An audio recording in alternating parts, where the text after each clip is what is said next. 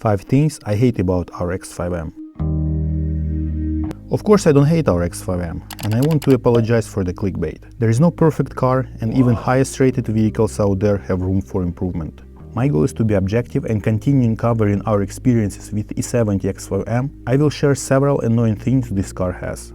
As I was preparing for this video, it took me a while to find 5 negative things about this car. Although I will list 5, there are only 2 things about X5M that drive me nuts. The other 3 just nitpicking. And I'm starting my list with the 2 worst ones. If you watch my video 5 things I love about our X5M, you probably would ask, why brakes make number 1 on the hate list? With the great functionality of Messian X5M brakes come one big disappointment. Let me try showing you examples of this problem.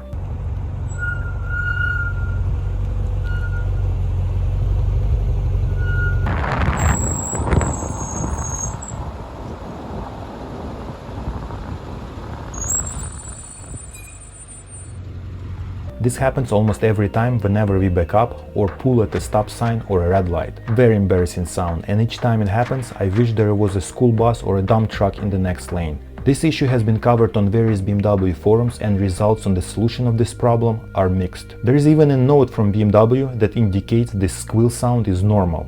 I agree with BMW that it doesn't affect braking and stopping capabilities, but the sound just makes me crazy every time it happens. I want to mention that the issue was present on stock E70 X5M rotors as well. Right now our BMW has F85 rotors. The video about this swap is on my channel. Also, I will post links to forum threads regarding squeaky brakes issue in the description below. The second issue that bothers me and drives me nuts whenever it happens is the rattling sound coming from the cruise control button. It's not a big deal when I drive with music on, and I noticed it happens mostly on roads with very rough surface, and I learned a trick how to stop this. I place a finger on this button and the noise stops. To me this whole thing is very funny because it happens only in our E70. I have 2 other cars with identical levers, and this problem is not occurring on these cars. This next problem is the issue that is present on all BMWs from that era. It is not too difficult to fix this, and the internet has several great articles and videos on how to restore soft touch paint on BMWs. But the thing that bothers me is that the sticker price of this E70 X5M was over $100,000, and it is a little bit disappointing that BMW has chosen such cheap material. This one is probably my whim, but I see it every time I drive this car. Our X5M came with a leather-covered dashboard option, and believe me, I love how it looks. It gives X5M a luxurious look and is very satisfactory for haptic perceptions. But with all this comes a problem. With leather being a delicate material, it is very hard to have a perfectly aligned gaps. The thing that annoys me is uneven glove box gap. I just cannot unsee it, because it is always there. Another thing that I always see is A-pillar cover is not hiding the metal part all the way. I own several 5 Series, and on those cars I never see the inner parts of an A-pillar. And the last gap issue is the look of door cards on E70. As you can see, E70 X5 has no edge door card design, and it may be fine if your E70 exterior color is black, but on the white car it looks suboptimal. E60 and E61 cars were developed a few years earlier, and they had much better looking door cards. In my humble opinion, because of this design, E60 and E61 vehicles have better sound insulation than E70 X5.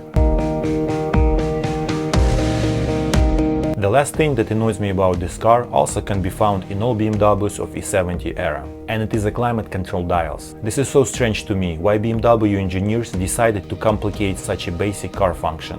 And it really takes time to get used to this. Not a huge problem, but if you have another car that has conventional climate controls, switching between vehicles may be a bit challenging.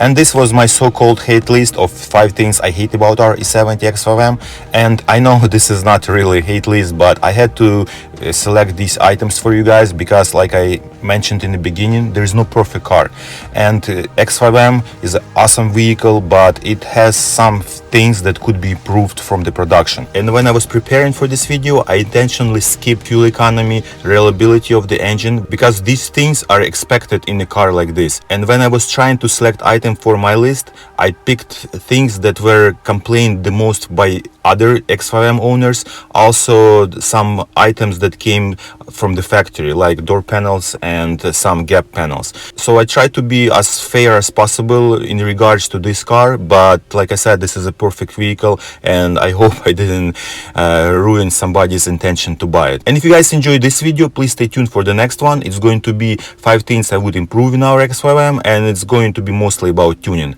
And I will see you on the next one. Oh, I'm so sorry. I hope I wasn't too harsh with you. I promise I will make it up to you. I will do oil change sooner than 15,000 miles.